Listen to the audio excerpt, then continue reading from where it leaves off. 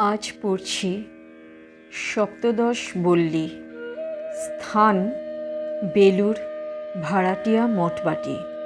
বর্ষ 1898 খ্রিস্টাব্দের নভেম্বর মাস। বেলুড়ে নীলাম্বরবাবুর বাগানে এখনও মঠ রহিয়াছে। অগ্রহায়ণ মাসের শেষ ভাগ।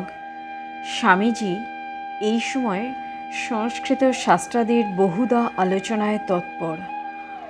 আচণ্ডালা প্রতিহত রায় ইত্যাদি শ্লোক দুইটি তিনি এই সময়েই রচনা করেন। আজ স্বামীজি ওম রেম রেতাং ইত্যাদি স্তবটি রচনা করিয়া শিষ্যের হাতে দিয়ে বলিলেন, দেখিস এতে কিছু ছন্দপতনাদি দোষ আছে কিনা। শিষ্য স্বীকার করিয়া উহার একখানি নকল করিয়া লইল। স্বামীজি যেদিন ওই স্তবটি রচনা করেন সেদিন স্বামীজির জিহ্বায় যেন সরস্বতী আরূঢ়া হইয়াছিলেন। শিষ্যের সহিত অনর্গল সুললিত সংস্কৃত ভাষায় প্রায় 2 ঘণ্টা কাল আলাপ করিয়াছিলেন।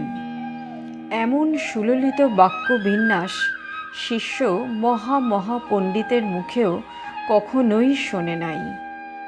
সে যাহাই হোক, শিষ্য স্তবটি নকল করিয়া লইবার পর স্বামীজি তাহাকে বলিলেন, দেখ, ভাবে তন্ময় হয়ে লিখতে লিখতে সময়ে সময়ে আমার ব্যাকরণগত স্খলন হয়, তাই তোদের একটু বলি দেখে শুনে দিতে।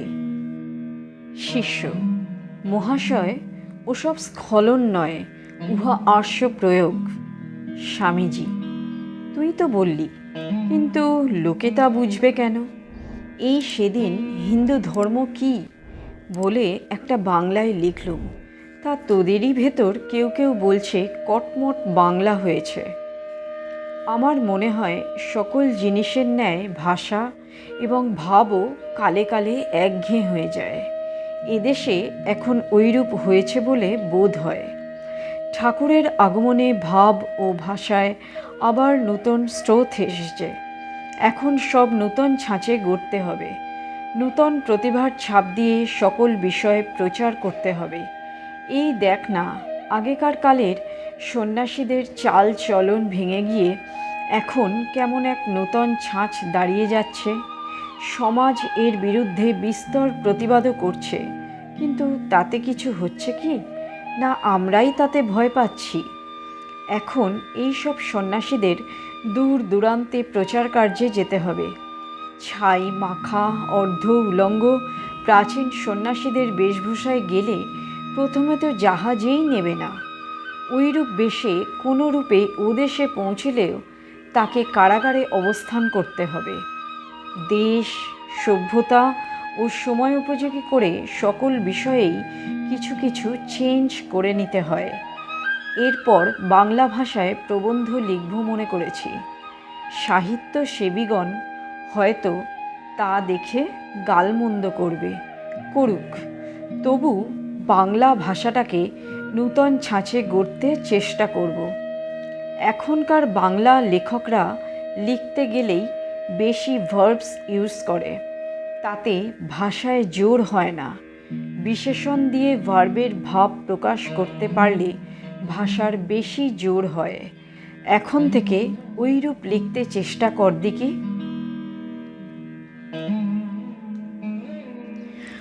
উদ্বোধনে ওইরূপ ভাষায় প্রবন্ধ লিখতে চেষ্টা করবি। ভাষার ভেতর ভার্বগুলি ব্যবহারের মানে কি জানিস? ওইরূপে ভাবের পজ বা বিরাম দেওয়া। সেই জন্য ভাষায় অধিক ক্রিয়াপদ ব্যবহার করাটা ঘন ঘন নিঃশ্বাস ফেলার মতো দুর্বলতার চিহ্ন মাত্র। ওইরূপ করলে মনে হয় যেন ভাষার দম নেই। সেই জন্যেই বাংলা ভাষায় ভালো লেকচার করা যায় না। ভাষার উপর যার কন্ট্রোল আছে সে অত শিগগির ভাব থামিয়ে ফেলে না।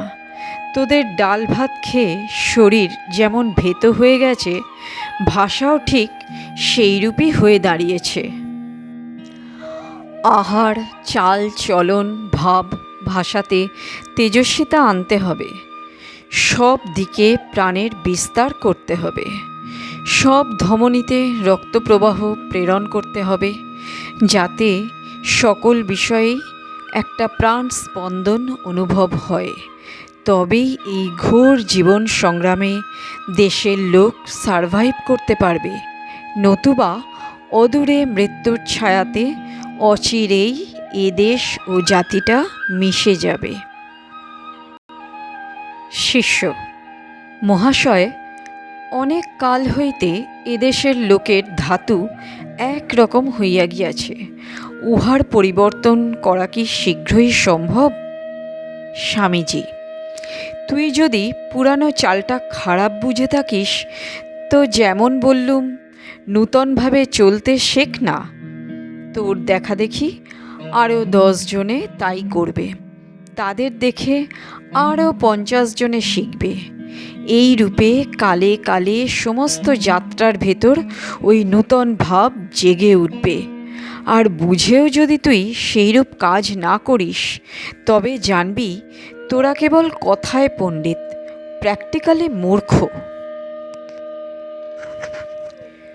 শিষ্য: আপনার কথা শুনিলে মহা সাহসের সঞ্চার হয়, উৎসাহ, বল ও তেজে হৃদয়ে ভরিয়া যায়।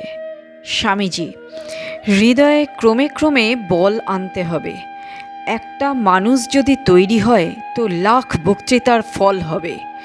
মন মুখ এক করে আইডিয়াগুলি জীবনে ফলাতে হবে। এর নামই ঠাকুর বলতেন ভাবের ঘরে চুরি না থাকা। সব দিকে প্র্যাকটিক্যাল হতে হবে। থিওরিতে দেশটি উচ্ছন্নে গেল। যে ঠিক ঠিক ঠাকুরের সন্তান হবে সে ধর্মভাব সকলের প্র্যাকটিক্যালিটি দেখাবে, লোকের বা সমাজের কথায় ভ্রুক্ষেপ না করে আপন মনে কাজ করে যাবে। তুলসীদাসের দোহায় আছে শুনিসনি, হাতি চলে বাজার মে কুত্তা ভুকে হাজার, সাধুন কো দুর্ভাব নেহি জব নিন্দে সংসার। এইভাবে চলতে হবে। লোককে জানতে হবে পোক।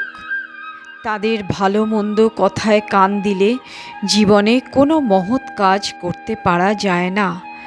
ন্যায়মাত্মা বলহীনেন লভ্য। শরীরে মনে বল না থাকলে এই আত্মা লাভ করা যায় না। পুষ্টিকর উত্তম আহারে আগে শরীর গড়তে হবে, তবে তো মনে বল হবে। মনটা শরীরেরই সূক্ষ্মাংশ। মনে মুখে খুব জোর করবি, আমি হীন বলতে বলতে মানুষ হীন হয়ে যায়। শাস্ত্রকার তাই বলেছেন, মুক্তাভিমানিমুক্ত হি বদ্ধবদ্ধাভিমান্যপি কিংবদন্তীতি সত্যেয়ং ইয়ামতি সা গতির্ভবেৎ। যার মুক্ত অভিমান সর্বদা জাগরুক সেই মুক্ত হয়ে যায়। যে ভাবে আমি বদ্ধ, জানবি জন্মে জন্মে তার বন্ধন দশা। ঐহিক পারমার্থিক উভয় পক্ষে ওই কথা সত্য জানবি। ইহজীবনে যারা সর্বদা হতাশচিত্ত তাদের দ্বারা কোনো কাজ হতেই পারে না। তারা জন্ম জন্ম হা হুতাশ করতে করতে আসে ও যায়। বীর ভোগ্যা বসুন্ধরা, বীরই বসুন্ধরা ভোগ করে, এ কথা ধ্রুব সত্য। বীর হ, সর্বদা বল অভি অভি। সকলকে শোনা মাভৈ মাভৈ। ভয় মৃত্যু, ভয় পাপ, নরক, ভয় অধর্ম, ভয় ব্যভিচার। জগতে যত কিছু নেগেটিভ থটস আছে সে সকলই এই ভয়রূপ শয়তান থেকে বেরিয়েছে। এই ভয়ই সূর্যের সূর্যত্ব, ভয় বায়ুর বায়ুত্ব, যমের যমত্ব যথাস্থানে রেখেছে। নিজের নিজের গণ্ডির বাহিরে কাউকে যেতেই দিচ্ছে না। তাই শ্রুতি বলছেন, ভয়াদশগ্নিস্তপোতি ভয়াত্তপোতি সূর্যঃ ভয়াদিন্দ্রশ্চ বায়ুশ্চ মৃত্যুর্ধাবতি পঞ্চমঃ। যেদিন ইন্দ্র, চন্দ্র, বায়ু, বরুণ ভয়ে শূন্য হবেন, সব ব্রহ্মে মিশে যাবেন, সৃষ্টিরূপ অধ্যাসের লয় সাধিত হবে। তাই বলি ও ভি, ও ভি। বলিতে বলিতে স্বামীজির সেই নীলোৎপল নয়ন প্রান্ত যেন অরুণ রাগে রঞ্জিত হইয়াছে, যেন অভি মূর্তিমান হইয়া স্বামী রূপে শিষ্যের সম্মুখে সশরীরে অবস্থান করিতেছেন। শিষ্য সেই অভয় মূর্তি দর্শন করিয়া মনে মনে ভাবিতে লাগিল, আশ্চর্য, এই মহাপুরুষের কাছে থাকিলে এবং কথা শুনিলে মৃত্যু ভয়ও যেন কোথায় পলায়ন করে।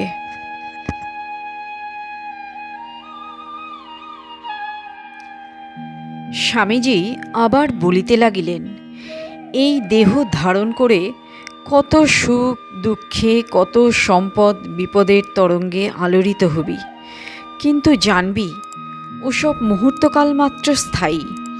ওই সকলকে গ্রাহ্যের ভিতর একেবারেই আনবি নে। আমি অজর, অমর, চিন্ময় আত্মা, এই ভাব হৃদয়ে দৃঢ়ভাবে ধারণ করে জীবন অতিবাহিত করতে হবে। আমার জন্ম নেই, আমার মৃত্যু নেই, আমি নির্লেপ আত্মা, এই ধারণায় একেবারে তন্ময় হয়ে যা।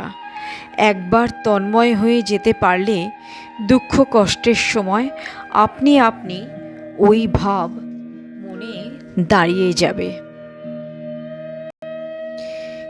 এই যে সেদিন বৈদ্যনাথ দেহঘরে প্রিয় মুখুজ্জের বাড়ি গিয়েছিলাম, সেখানে এমন হাঁপ ধরল যে প্রাণ যায় যায়।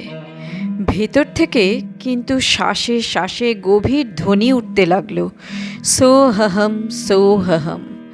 বালিশে ভর করে প্রাণবায়ু বেরোবার অপেক্ষা করছিলাম, আর দেখছিলাম ভিতর থেকে কেবল শব্দ হচ্ছে, সোহহম সোহহম। কেবল শুনতে লাগলাম, একমেবা দয়ম ব্রহ্ম নেহনা নাস্তি কি কিঞ্চন। শিষ্য স্তম্ভিত হইয়া বলিল, মহাশয়, আপনার সঙ্গে কথা কহিলে, আপনার অনুভূতি সকল শুনিলে শাস্ত্র পাঠের আর প্রয়োজন হয় না। স্বামীজি, না রে, শাস্ত্র পড়তে হয়। জ্ঞান লাভের জন্য শাস্ত্রপাঠ একান্তই প্রয়োজন। আমি মঠে শীঘ্রই ক্লাস খুলছি। বেদ, উপনিষদ, গীতা, ভাগবত পড়া হবে, অষ্টাধ্যায়ী পড়াব। শিষ্য, আপনি কি অষ্টাধ্যায়ী পাণিনি পড়িয়াছেন? স্বামীজি, যখন জয়পুরে ছিলুম তখন এক মহাবৈয়াকরণের সঙ্গে দেখা হয়। তার কাছে ব্যাকরণ পড়তে ইচ্ছে হলো। ব্যাকরণে মহাপণ্ডিত হলেও তার অধ্যাপনার তত ক্ষমতা ছিল না। আমাকে প্রথম সূত্রের ভাষ্য 3 দিন ধরে বোঝালেন, তবুও আমি তার কিছুমাত্র ধারণা করতে পারলুম না। 4 দিনের দিন অধ্যাপক মহাবিরক্ত হয়ে বললেন, স্বামীজি, 3 দিনেও আপনাকে প্রথম সূত্রের মর্ম বোঝাতে পারলুম না। আমার দ্বারা আপনার অধ্যাপনায় কোনো ফল হবে না বোধহয়। ওই কথা শুনে মনে মনে তীব্র ভৎসনা এলো। খুব দৃঢ় সংকল্প হয়ে প্রথম সূত্রের ভাষ্য নিজে নিজে পড়তে লাগলুম। 3 ঘন্টার মধ্যে ওই সূত্র ভাষ্যের অর্থ প্রত্যক্ষ হয়ে গেল। তারপর অধ্যাপকের কাছে গিয়ে সমস্ত ব্যাখ্যার তাৎপর্য কথায় কথায় বুঝিয়ে বললুম। অধ্যাপক শুনে বললেন, আমি 3 দিন বুঝিয়ে যা করতে পারলুম না, আপনি 3 ঘন্টায় তার এরূপ চমৎকার ব্যাখ্যা কীরূপে উদ্ধার করলেন? তারপর প্রতিদিন জোয়ারের জলের মতো অধ্যায়ের পর অধ্যায়ে পড়ে যেতে লাগলাম। মনের একাগ্রতা থাকলে সব সিদ্ধ হয়, সুমেরু চূর্ণ করতে পারা যায়। শিষ্য, মহাশয়, আপনার সবই অদ্ভুত। স্বামীজি, অদ্ভুত বলে বিশেষ একটা কিছু নেই, অজ্ঞানতাই অন্ধকার, তাতেই সব ঢেকে রেখে অদ্ভুত দেখায়। জ্ঞান আলোকে সব উদ্ভিন্ন হলে কিছুরই আর অদ্ভুতত্ব থাকে না। এমন যে অঘটন ঘটন পটীয়সী মায়া, তাও লুকিয়ে যায়। যাকে জানলে সব জানা যায়, তাকে জান, তার কথা ভাব। সে আত্মা প্রত্যক্ষ হলে শাস্ত্রার্থ প্রত্যক্ষ হবে। পুরাতন ঋষিগণের হয়েছিল, আর আমাদের হবে না? আমরাও তো মানুষ। একবার একজনের জীবনে যা হয়েছে, চেষ্টা করলে তা অবশ্যই পুনরায় অপর জীবনেও সিদ্ধ হবে। History repeats itself. যা একবার ঘটেছে তাই বারবার ঘটে।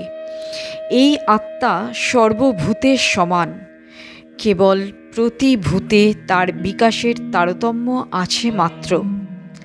এই আত্মাকে বিকাশ করার চেষ্টা কর, দেখবি বুদ্ধি সব বিষয়ে প্রবেশ করবে। অনাত্মজ্ঞ পুরুষের বুদ্ধি এক দেশদর্শিনী, আর আত্মজ্ঞ পুরুষের বুদ্ধি সর্বগ্রাসিনী। আত্মার প্রকাশ হলে দেখবি দর্শন বিজ্ঞান সব আয়ত্ত হয়ে যাবে।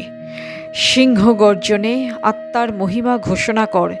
জীবকে অভয় দিয়ে বল, উত্তিষ্ঠিত জাগ্রত প্রাপ্য, বরান নিবোধত।